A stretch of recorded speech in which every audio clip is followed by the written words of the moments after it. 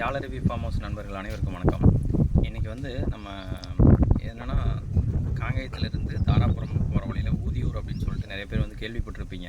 அந்த ஊதியூருக்கு தாங்க வந்திருக்கோம். இங்கே வந்து அப்படின்னா நம்மளுடைய முகத்தை பார்த்தே நமக்கு என்ன கஷ்டம் இருக்குது அப்படின்னு சொல்லிட்டு அந்த சித்தர்பீடத்துக்கு வந்து பூஜை பண்ணுற பரம்பரை பூசாரி அவங்க வந்து நம்மளுடைய முகத்தை பார்த்தே நமக்கு என்ன பிரச்சனை இருக்குது அப்படின்னு வந்து சொல்கிறாரு. அது ஒரு வகையில் உண்மையாக தான் இருக்குது. ஏன்னா நாங்கள் வந்து பார்த்தோம், வந்தோடனே எங்கள் முகத்தை பார்த்து வந்து சொல்லிட்டாரு. அந்த மாதிரி ஒரு இடத்த தான் வந்து உங்களுக்கு வீடியோவாக வந்து காட்ட போகிறேன். இறுதியில் வந்து அவருடைய அந்த சித்தர் பீடத்தை பற்றி அவருடைய வரலாறு வந்து சொல்லியிருப்பாங்க. வரணும் அப்படின்னா, கோயிலுக்கு வரணும் அப்படின்னா நீங்கள் வந்து காங்கேயத்திலேருந்து தாராபுரம் போகிற வழி ஊதியூர் அப்படிங்கிற ஒரு இடத்துல தான் இந்த சித்தர் பீடம் இருக்குது. இங்கே வந்து அமாவாசை கண்டா நல்லா வந்து அன்னதானம் இதெல்லாம் வந்து கொடுக்குறாங்க. நீங்கள் அமாவாசை கண்டா இங்கே வந்து தாராளமாக வரலாம். அதே மாதிரி செவ்வாய்க்கிழமை வெள்ளிக்கிழமை இங்கே 2 நாளும் வந்து பூஜை நடக்குது. அது வந்து போட்டிருக்காங்க. ஆனால் நாங்கள் இன்றைக்கி வந்த நாள் வெள்ளிக்கிழமை. செவ்வாய்க்கிழமை தெரியல, ஆனால் வந்து செவ்வாய் வெள்ளிக்கிழமை வந்து போட்டிருக்காங்க. வெள்ளிக்கிழமை கண்டிப்பாக பூஜை நடக்குது. நீங்கள் எந்த டைம் வேணாலும் வரலாம். அதாவது 9 to 4 மணி வரைக்கும் நீங்கள் வரலாம். வந்து முடிஞ்சால் வந்து பாருங்கள். ஓரளவுக்கு நமக்கு மன திருப்தியாக இருக்குது. வாங்க அப்படியே வீடியோவை கண்டினியூ பண்ணலாம். நண்பர்களே, இதுதான் வந்து அந்த ஊதியூர் மலை போகிற வழி. அதாவது காங்கேயத்துலேருந்து தாராபுரம் போகிற வழியில் ஊதியூர். அங்கேருந்து உள்ளுக்குள்ளே ஒரு கிலோமீட்டர் உள்ளே வரணுங்க. வந்தால் மலை ஸ்டார்ட் ஆயிரும். அந்த மலைக்குள்ளே பாதையை பாருங்கள் எந்த அளவுக்கு ஆஃப் ரோடாக இருக்குது அப்படின்ட்டு. கல்லும் மண்ணுமாக தான் கிடக்கும். உள்ளுக்குள்ளே இந்த வேளாங்காடுன்னு சொல்லுவாங்க பார்த்தீங்களா, இந்த கருவேலா மரங்காடு அந்த மாதிரி உள்ளுக்குள்ளே இருக்கும். வண்டியில் போகலாம், அந்த கோயில் வரைக்கும் போகலாம். நான் உங்களுக்கு காட்டுறேன் பாருங்கள். உள்ளே ஒரு கோயில் இருக்கும், அந்த முருகன் கோயில் வரைக்கும் போகலாம். அதுக்கப்புறம் அந்த சித்தர் பீடத்துக்கு போகிறதுக்கும் வண்டி போகுது. ஆனால் அதுக்கப்புறம் மேலே போகிறதுக்கு தான் வந்து நடந்து போகணும். இந்த ரோடு போயிட்டு லெஃப்ட் சைடில் வந்து முருகன் கோயிலும், ரைட் சைடில் ஒரு சின்ன ரோடு மாதிரி போகும். அதில் போனோம்னா அந்த சித்தர் பீடத்துக்கு போகலாம். இந்த போகிற வழி ஃபுல்லாகவே வந்து மலங்காடாக தான் இருக்கும்.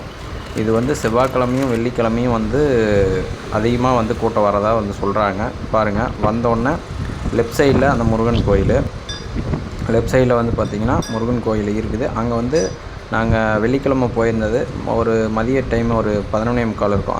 அந்த டைம் போனோம். கோயில் நட சாத்துறதுக்கு முன்னாடி போயிட்டு அங்கே ஒரு தரிசனத்தை பார்த்துட்டு, கோயிலுக்குள்ளே போயிட்டு தரிசனத்தை பார்த்துட்டு அதுக்கப்புறம் வெளியே வந்துட்டு பாருங்கள், இங்கே வந்தால் இந்த சித்தர் பீடத்துக்கு போகிற வழி. இந்த வழி வந்து ஒரு சின்ன பாதை மாதிரி இருக்குது பார்த்தீங்களா, அது வந்து கொங்கணர் சித்தர் அந்த வழி. அதை வந்து ஒரு 1.5 கிலோமீட்டர் மேலே நடந்து போகணுங்க.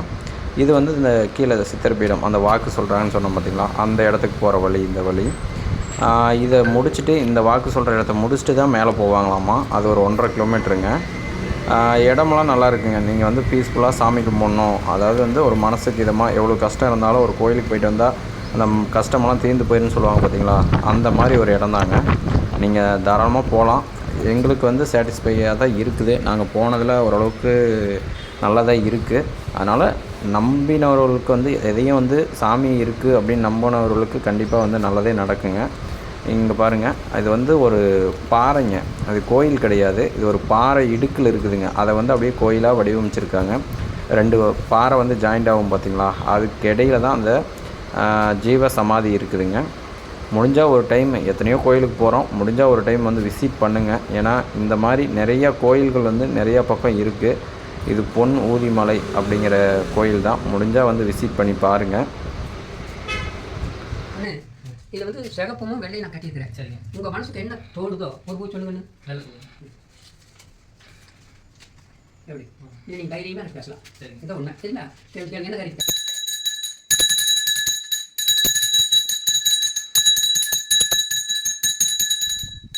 ஊதியூர் வந்து இங்கே ஒரு சித்தர் பீடம் இருக்குது அப்படின்னு சொல்லிட்டு கேள்விப்பட்டு வந்தாங்க. இங்கே வந்து முகத்தை பார்த்தோன்னே நம்மளுடைய கஷ்டம் இதெல்லாம் நம்ம என்ன கஷ்டத்தில் இருக்கோம் எல்லாமே பார்த்து வந்து சொல்கிறாங்க. அந்த மாதிரி ஒரு இடத்துக்கு தான் வந்திருக்கோம். நீங்கள் வீடியோவிலே பார்த்துருப்பீங்க, நான் கீழெல்லாம் காட்டியிருப்பேன் எந்த மாதிரி ஒரு மலை அடிவாரத்தில் வந்திருக்கோம் அப்படின்ட்டு. இங்கே வந்து குகை மாதிரி இருக்குங்க. அங்கே வந்து தியானம் பண்ணுறதுக்கும் இடம் இருக்குது.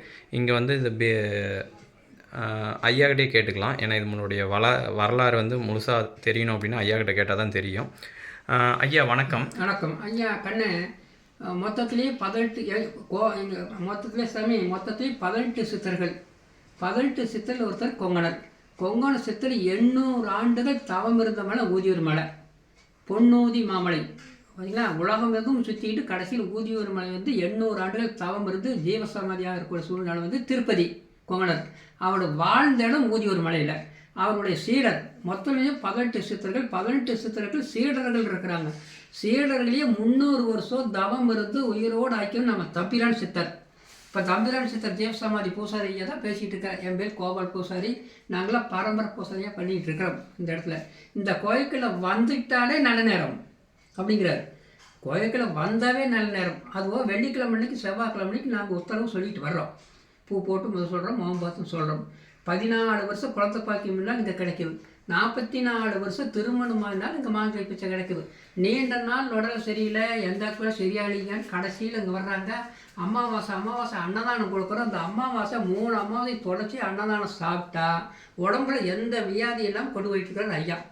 அது தம்பிரான் சித்தர். இவருக்கு நாங்களாம் பரம்பரை பூசாரிகள். சித்தர் பேர் தம்பிரான் செட்டி. தம்பிரான் சித்தர் ஜீவசமாதி.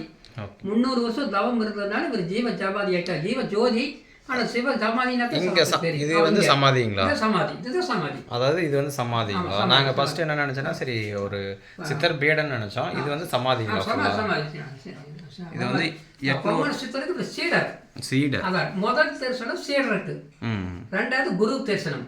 ஐதிய முறைப்படி முதல் தரிசனம் சீடர் தரிசனம் பண்ணி கொண்டுட்டார் ஐயா கொங்கணரை. இவரை கீழே இப்படி சீடர் இருக்கார் ஐயா, அவரை தரிசனம் பண்ணிட்டு மேலே வாங்க ஐயா சொல்லியிருக்காரு. அது கொங்கணர். அதனால் முதல் தரிசனமே சீடருக்கு. ரெண்டாவது தரிசனம் நம்ம கொங்கணர். உள்ள 1.5 கிலோமீட்டர் உள்ள போனால் கொங்கணேஸ்வர் வாழ்ந்த இடம் அவருடைய இருக்குது. அங்கேயும் அந்த சக்தி இருக்குது. அவர் கொங்கணர் வாழ்ந்த ஜீவசமாதி வந்து திருப்பதியில் ஜீவசமாதி. இதுதான் உண்மை. சரிங்களா? தவறு வர வாய்ப்பு இல்லை. ஏதாச்சும் நீங்கள் பார்க்கணும் வரோன்னா வெள்ளிக்கிழமை செவ்வாய்க்கிழமை வந்தீங்கன்னா மனப்பூர்வமாக இவருடைய எண்ணெய் உத்தரவு உங்களுக்கு நீங்கள் வாங்கிட்டே போகலாங்கண்ணே. இங்கே எல்லாம் உங்களுக்கு வந்தாவே சந்தோஷமான செய்தியாக தான் இருக்கும் அப்படிங்கிற ஐதீகம் மறுப்பெடுக்குது. இப்போ திருமண யோகா, குழந்தை பாக்கியம் எல்லாருக்குமே இவர் வாக்கு என்ன சொல்கிறாரோ அது முடிஞ்சு இன்றைக்கி நடந்துகிட்டு இருக்குது. சித்தருடைய வாக்கு படியாரா. ஆனால் இங்கே வரலாம். உங்களுடைய ஃபோன் நம்பர் சொல்லிடுங்க. 80 56 30 25 16. அந்த மாதிரி எங்கள் பையனுடைய நம்பரும் அது இருக்குது. பதிவு பண்ணிக்கோங்க. வரலாம். சந்தோஷமான செய்தியாக தான் இருக்குங்க. கரெக்டுங்களா?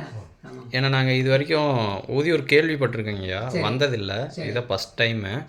ஏன்னா இந்த மாதிரி இருக்குது அப்படிங்கிறத இங்கே வந்து பார்த்தோம்னா தான் தெரிஞ்சுக்கிட்டோம். அது வந்து இது ஜீவ சமாதி அப்படிங்கிறீங்க இந்த இடம். இந்த அதாவது வந்து வெளியிலேருந்து பார்க்கும்போது சரி சொன்னாங்க, ஃப்ரெண்ட்லாம் சொன்னாங்க போயிட்டு வரலான்ட்டு. ஆனால் இங்கே வந்து பார்க்கும்போது தான் இந்த அளவுக்கு இருக்கு தெரியுதுங்கய்யா. உள்ளே வந்துட்டீங்களே ஊருக்கு போக சந்தோஷம் எது கிடைக்குங்க இன்னைக்கு.